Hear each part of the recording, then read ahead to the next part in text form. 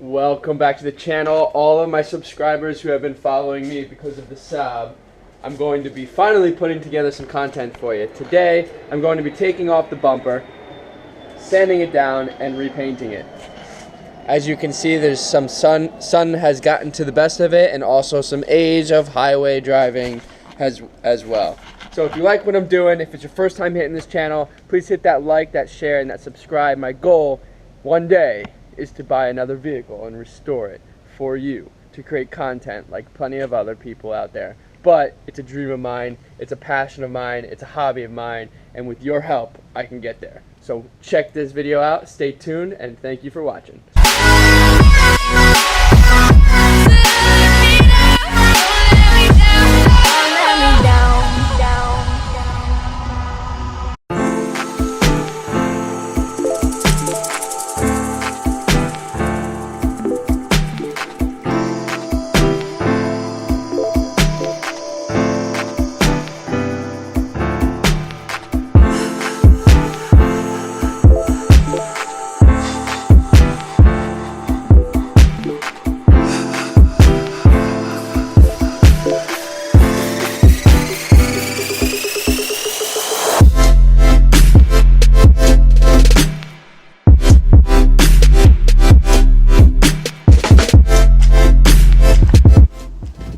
Alright guys, all my cameras happened to die, so I couldn't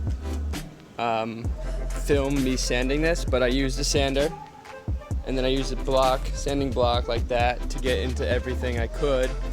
For the most part, I got the worst of the bumper, which is obviously the front surface here and the top surface, and I went ahead then I sprayed it with a degreaser, rinsed it down with the hose, dried it with the rag, and I let it sit in the sun here for a little bit to really dry off. So we're ready to go. This is my first time ever doing anything like this in my life. Never gone this in depth with a paint job. So I'm kind of learning as I go. So if you have any comments, please leave them below for the next time that I ever do this, if I ever do this. So one thing for sure is I didn't have the proper tape to tape off this, the bumper panel here, the plastic that goes around these Saabs. But anyways, I used that tape. Should be fun getting that off. From here, I'm going to use a sandable primer that I got from Automotive Touch-Up Paint. I'm going to put one solid coat of that on there, let it dry, sand down whatever I need, because obviously there's some pits in the plastic. And then I'm going to go ahead and use this adhesive promoter, which is going to be my second primer level. And then once that dries, I'll make sure to put one or two coats of that on there, to then go ahead and put 2 to 3 coats of the base coat on. I got a second container of that, and then I also have 2 containers of this clear coat, which is Spray Max. I've used it before in some other jobs, and it really shines nicely when it's done. All right, so I just put the sandable adhesive layer on.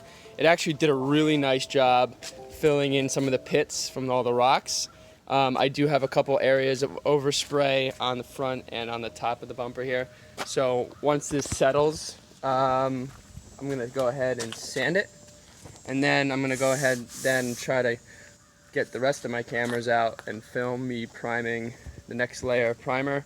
The next layer of primer will just be a quick layer, let that dry, and then I'm going to go ahead and start painting. Alright, so this thing's been sitting in the sun now for the last half hour, 40 minutes since I last sprayed. So I'm going to go ahead, take a 600 grit sandpaper and some water, and make it right.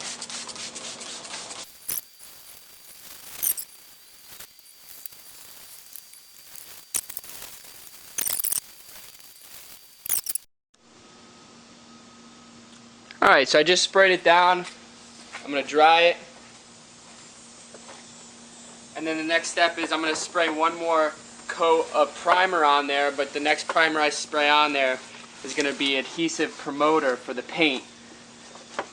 So I'll let this dry in the sun here for a little bit before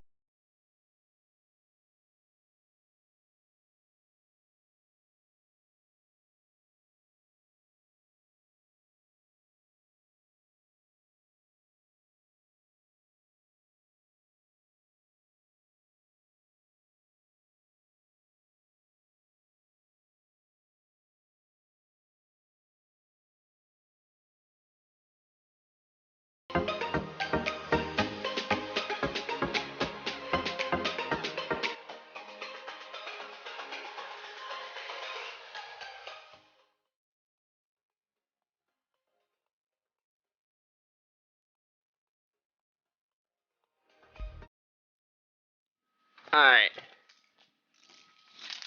So we're about to start the clear coat process. I prepped the paint here. It's all painted. It's got a couple layers on it. Gonna go ahead with this 2K Clear Coat Max. Gotta press in the bottom here, which is the hardener that you're releasing.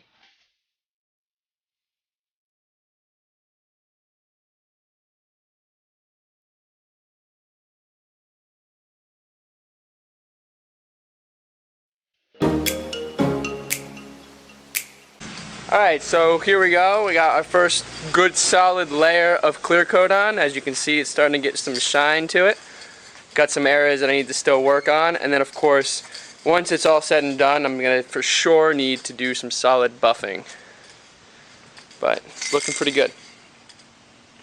Some areas I got thicker than the other, so on the reverse end, when I get to my second bottle now, I'll have to focus on those areas. Alright, it's the next day, and as you can see, the bumper is back on, looking pretty decent. It needs to be polished per se. As you can get up close, it needs just some work. I'm gonna take some 15 grit sandpaper to try to polish it up and give it a better shine. I did go ahead and buff the car out last night and I attempted to do a ceramic coating, but I did it in the night when it was very humid, and kind of kicking myself because now I need to redo the whole job.